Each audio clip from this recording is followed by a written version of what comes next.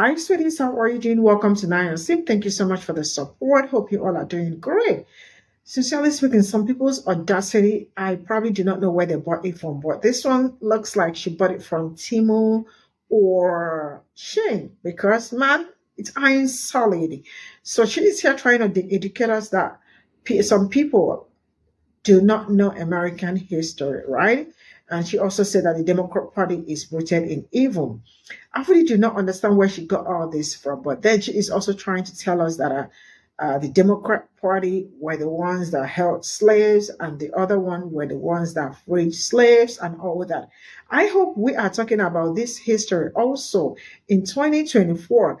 I definitely will understand that some people absolutely know nothing about her history because, trust me, she doesn't know anything. If somebody comfortable voted for somebody with 30 something felonies and they are out there screaming that Jordan Neely was unalive because of his felonies and because of his meltdown. Like, are you people okay? So does it mean that the person that unalived him in that trade already knew that he has 30 something felonies? I mean, your rare disease is showing all over and it is glowing on your face, and I can really see it. Sometimes I sit down and I ask myself, how do people, I mean, like, is somebody married to this person? I am sorry to ask this question because I do not know how people get married to people that are not smart and intelligent. Because for me, if you are not smart and intelligent, you are unattractive. You know what? Let's get into. Nobody is ready for this conversation, but the Democratic Party is inherently rooted in evil. And they don't believe that they are because if you notice, most people on the very far left actually lack very common, basic U.S. history knowledge. One of those things being that Democrats were the ones who owned slaves and Republicans were the ones who freed the slaves. The Democrats will never be able to outlive the stain on them that is the Jim Crow laws. And they will tell you as Republicans that you are racist and that you are taking the rights away of African American people in this country, which is entirely false. And there was even a woman who came on this app crying after the Trump victory, saying that she felt like she was going to become a slave. Now let's fast forward to 2024, shall we? What exactly is the Democratic Party pushing today? Oh, just the murder of innocent children inside the womb in the name of women's rights. Just the demonizing of all white males in this country and the working class people of this country. Just the absolute outrageous idea that it's okay for children to change their gender with dangerous chemicals that are actually causing health complications and making them die early deaths. The idea that the traditional household is inherently sexist and that women need to be more masculine and have careers and it's okay for men to stay home and not be providers. They are completely destroying everything that is America's backbone, not to mention the praising of a candidate who was telling them to leave the rally at which they were shouting, Jesus is Lord. So you guys, please tell me, let's look at the Republican Party and the Democratic Party. What agendas are they pushing? And tell me which one is pushing evil into this world. And I bring up the Jim Crow laws to specifically make a point because if the Democratic Party does not get it together and erase this radical left agenda that they are pushing, their party will fall apart and we will be a one-party nation, which truthfully I don't want to see because we're a democracy. I fully believe in that. However, if they keep pushing this radical agenda, their party is going to fall apart. Nobody is ready for this conversation, but the Democratic Party is inherently rooted in evil. And they don't believe that they are because if you notice, most people on the very far left actually lack very common, basic U.S. history knowledge. One of those things being that Democrats were the ones who owned slaves and Republicans were the ones who freed the slaves. It is in the same breath, my dear audience, that this cartoon person accuses other people of not knowing their U.S. history, and let's fly with this fucking softball, dude. Answer me this, Cruella. Who in our country is currently flying the Confederate flag? This literal symbol of black oppression in America. The flag that flew for people that were trying to uphold slavery. Who is flying that flag right now? Is it bleeding heart liberals? Or is it fucking Trump-loving, gun-toting MAGA idiots, conservatives? You tell me that, and then we can talk about which fucking group is more racist than the other ones, okay? You know, I was having a good conversation with a mutual this morning, and something came up that I think is important to talk about. And this happens across the spectrum, regardless of whichever fucking label white people give themselves. But I'm gonna stick more to the left, because this specific discussion, people on the right don't really give a shit. When we cause harm as a white person, and we are called out by a black, indigenous person of color, the appropriate response is not to go find someone from those communities that reinforces the harm that you caused. Weaponizing black, indigenous, people of color's voices against other ones is not the fucking move. It's just another way of dehumanization in our demonstration of white supremacy. Because if I'm talking to a black person and they're like, hey, something you did was fucking racist, or it hurt my feelings, or there's a problem with what you did, and I look at them and I go, anyways, I'm going to go find a different black voice that reinforces what I had to say, you're 100% completely minimizing the damage that you have caused while simultaneously weaponizing the voice of another black, indigenous person of color.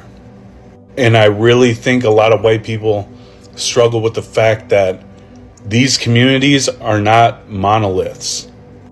So because somebody that you know might be cool with something you said or did, doesn't mean everyone in that community is going to be cool with what you say or do. We have to learn to take accountability when we cause harm, and we have to react to it in a way that demonstrates empathy and understanding, and again, hold ourselves accountable, instead of being like, oh, well, you don't agree with it, so I'm going to go find somebody that does and be like, see, they said it was okay. That shit is fucking childish. And it's harmful. Don't do that.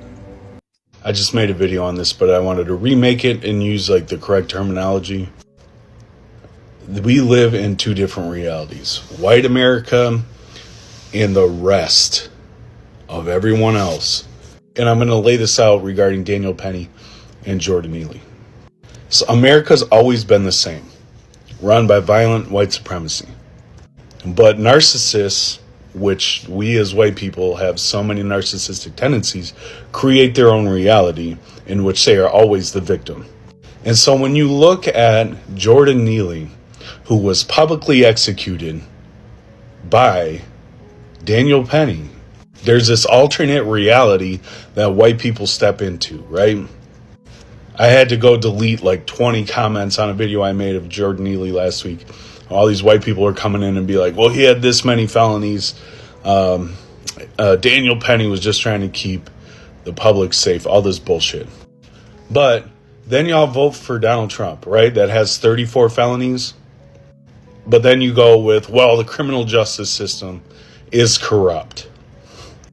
Okay, so you can believe that for Donald Trump, but then you look at the felonies Jordan Neely has in a system of violent white supremacy that is historically and currently racist towards definitely black men in the criminal justice system. And you don't believe that any of those charges in the past could have been due to a corrupt criminal justice system, but you believe it for Trump. Y'all wanted to say Jordan Neely was a threat to the public. But you voted for a man, again, who mishandled COVID, lied about it, said it was fake. So many lives were lost because of his lies and disinformation. I mean, this motherfucker, Donald Trump, is a menace, bro. From the top down, he is a threat to the public. And you all stand behind him. In fact, I saw with my own two eyes that y'all are sitting here with these flags that say, I'm voting for the felon. So it's not about the felonies. It's not about keeping the public safe. It's about somehow victimizing Daniel Penny, in which he has to be a fucking white vigilante because he was in danger and so was everyone else, because Jordan Neely needed extra help and support. And then y'all show up to my comment section as white people, excited once again that a black man was publicly executed. And then y'all show up to my video and comment that, and you're excited that a black man was publicly executed once again. So you voted for Trump, regardless of the felonies, regardless of the danger he presents to America as a whole. But he's going to keep your whiteness as a priority. That's why y'all voted for him. Because racism and white supremacy were never a deal breaker. Daniel Penny could again publicly execute, I'm going to keep saying that, Jordan Neely, get off, and then go to a football game with Donald Trump. The same man who has 34 felonies has put the public at risk multiple times from the presidency. And y'all don't even just like not talk about that. Like, you vote in support of this motherfucker. We live in two different realities. The reality is that y'all would rather prioritize white supremacy over humanizing a black man. And this shit happens all the time. We need justice for Jordan Neely. Daniel Penny getting off as a fucking public executioner is not justice. But don't sit here and try to position yourself as a champion of morality and ethics while you stand on the side of Daniel Penny, who murdered Jordan Neely, while simultaneously voting for a 34-time felon who was found liable for SA, who has put the public at risk so many times. White supremacy is a hell of a drug. That narcissism will continue to whoop our ass until we look it in the face and have real conversations with each other. Listen, it could be Madeline Pendleton, it could be any of us white creators. And as I watch and observe life off the app and on the app, and living with a black woman as my wife, I'm telling you, they see this shit before we do. I've seen it so many times, dude. When I talk to Samantha, I'm like, oh, you called that. And the thing is, we are so blinded by our privilege, by white supremacy.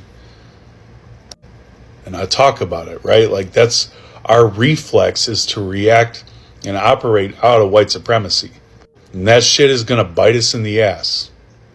And we're going to make mistakes. Like, that's part of the deal. And when you're a massive content creator and you're white and you are standing on these principles of anti-racism or communism or leftist shit, any, again, label across the spectrum on the left side, when you fuck up, your response needs to be louder than the mistake that you made. There's no expectation of forgiveness, no tears, straightforward, I've made a fucking mistake, I'm going to do better, I understand this is my mistake, I'm going to listen to whichever black, indigenous communities of color, I'm going to take that, understand how I caused harm, and do better.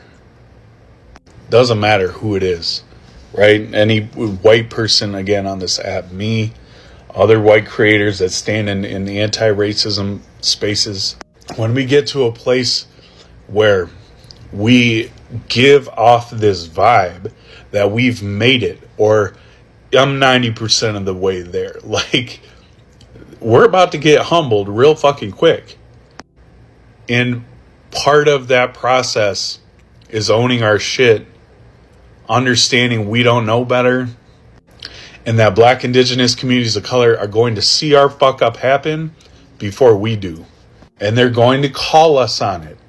And again, there should be no expectation on our end that it be done in a gentle way or a way that makes us feel comfortable. You don't tell somebody that's actively harming you, hey, could you just please, maybe think about... No, you say, hey, knock that shit off. You're causing harm. And when the person that's being called out on that shit responds with further harm, they are perpetuating white supremacy and proving the fucking point that white people are not safe. We all have to do better as white people. Period. As your life gets worse because you voted against your own interests and those around you, don't come online crying because we don't care.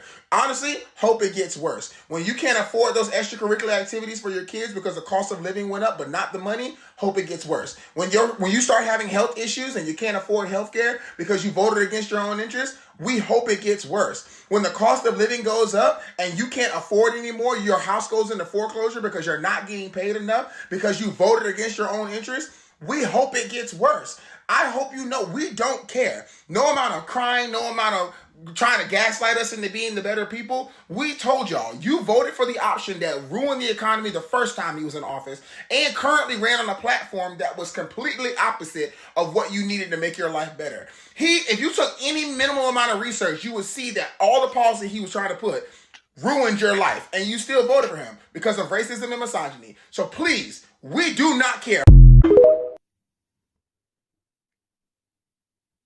So this is all I got from this video, and it's really amazing how people come out here on the internet and think they can they always have opinion. It's okay to have opinion, but what are you voicing out? Because some people should just have stay back wherever they are instead of coming out on the internet to show how silly and stupid they are.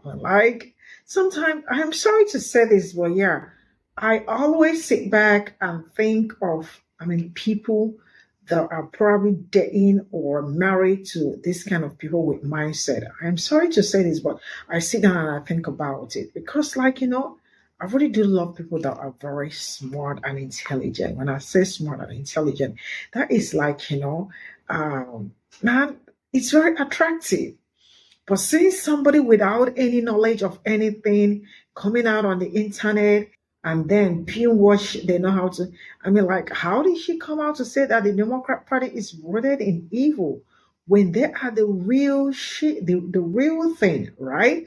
Like people that voted for somebody with how many felonies?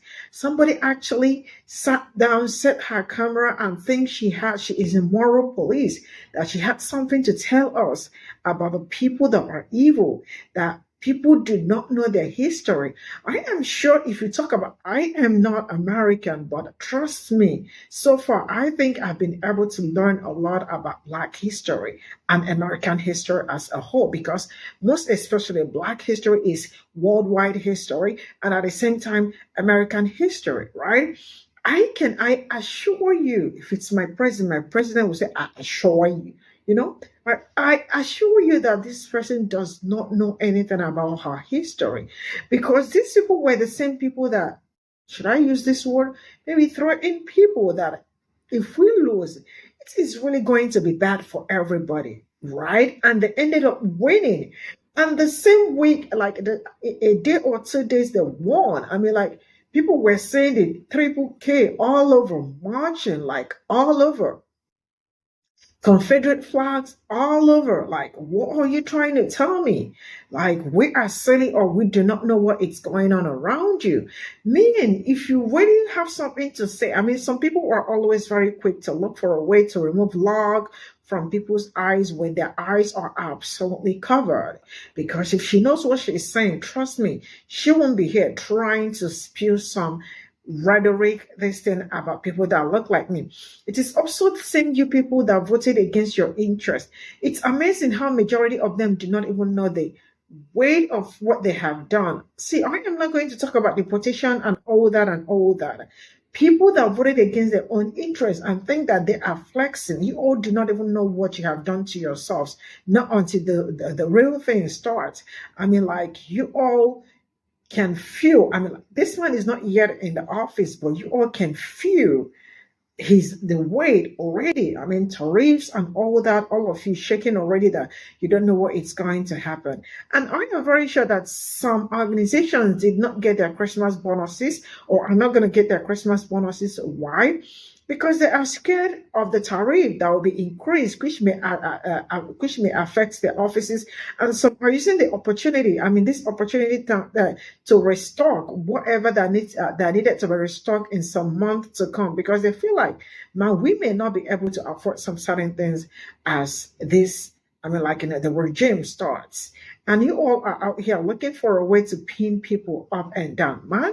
Just get off. You voted for somebody with how many felonies, and you all are out there trying to tell me now, Jordan Nelly, I mean, like, the silly person that unalived him in the train, like, they did it because he also had so many felonies. Wait, did you know before you unalived him that he had so many felonies, or after the death? Because you all are so quick to, like, judge people for no reason. When you are comfortably, when I say comfortably, super comfortably voted for somebody, I mean, there are some kind of people that are supposed to do some certain things and get away with it. And there are a different set of people that are going to do something and not get away with it. Not just that what happened to that young man was very, very wrong and unfortunate. I mean, this young man was not a threat to anybody. He had a mental crisis, a meltdown, and you all felt like it was an opportunity to use to, like, hold against it. And now the person that did that, instead of him to remain in the prison for the rest of his life, you all are out there celebrating him, inviting him for places to, man, you all are the real problem if you do not know. You people are the real problem, including you out there that set camera to come and talk to people. You all are part of the problem. And the fact that majority of you do not even understand how problematic majority of you are, and you think it's a flex, like, no, it is not a flex. And I really do look forward, as long as my people are okay, I don't care what is happening to any other person. I mean, usually I am always like, but I don't care if my people are okay. That is a major thing. And the best I can say is that I make sure you eat healthy. Black people, make sure you are in shape, make sure you are fit. So you won't even have a lot, I mean, like, reasons to go to hospital or do something really, because these people do not understand what is going to happen. They think Obamacare was just something set up for this thing, not knowing a majority of them are surviving out of that. And you all, it is okay to, man, I am not going to see you all in my next video. Bye for now.